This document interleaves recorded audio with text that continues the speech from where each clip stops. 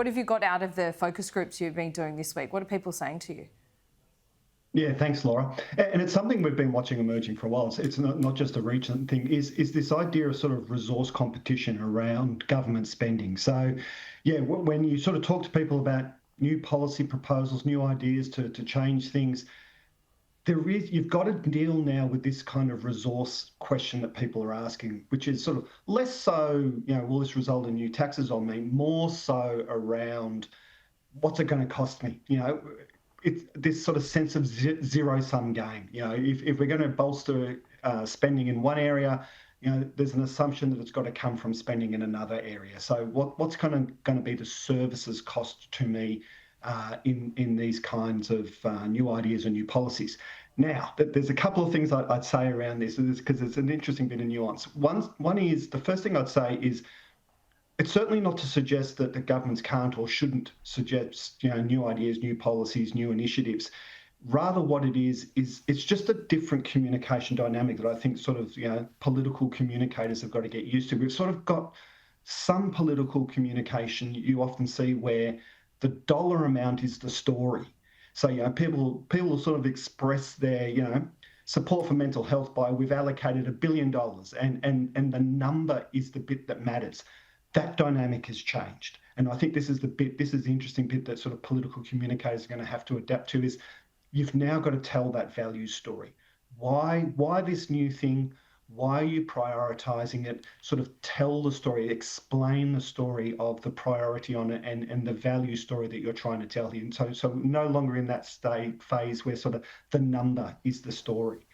And I think the other little sting in the tail on this is also this sort of resource competitiveness means that people are really tuned in and really anxious about cutting spending. So while, you've got to explain and justify why you want to do new and different things, they're really sensitive to the cut of spending because become increasingly reliant on public services. We're seeing people that previously would have been in private sector, for health or education, that because of the cost of living crisis that we're still going through, are sort of returning back to public services.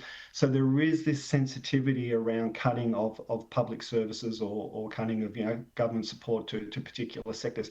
So there's some really interesting things going on. As I say, I think the implications are more on the communication side for governments than they are on the substantive side. I wouldn't be suggesting that they need to stop doing new things. It's just about how now you communicate that and sort of breaking that mold of letting the dollar figure tell the story for you. Well, just quickly then, given the debate that's going on at the moment, the conversation I just had with James Patterson about tax reform, do you think this is an easy, a neutral, a hard environment in which to build that consensus? It's interesting. We've done a bit of work around tax, and it certainly is something that comes up unprompted in our groups when we talk to people about, what are the things that Australia's got to fix or get right if we're going to have a good future. Tax does come up without prompting from us, which tells us that it's something that people are really thinking about and worried about. I'm yet to find a person in our focus groups, an average working Australian who thinks that the tax system is good, like thinks that the tax system is working for them. Smart. There's this real sense that, sort of powerful economic interests, whether it be big business or the very wealthy, aren't paying their share. To use the old Joe Hockey line, a leaners more than lifters, and that the burden is very much falling on average workers, and particularly Middle Australia. Yeah, right. Middle Australia feels really forgotten in this story. The point they make to us in the focus groups all the time is they're not in such a situation that they have access to government supports and government payments and those sorts of things, and they're grateful for that, but they're also not in a position where they're able to take advantage of the tax breaks and the incentives that are there if you've got the high income and the big accountants and all the rest of it. So they really feel this sort of sense of the hollowing out of Middle Australia, and it's tied up in concerns about wealth inequality, growing wealth inequality in this country. Again, this is something that comes up in the focus groups unprompted from us,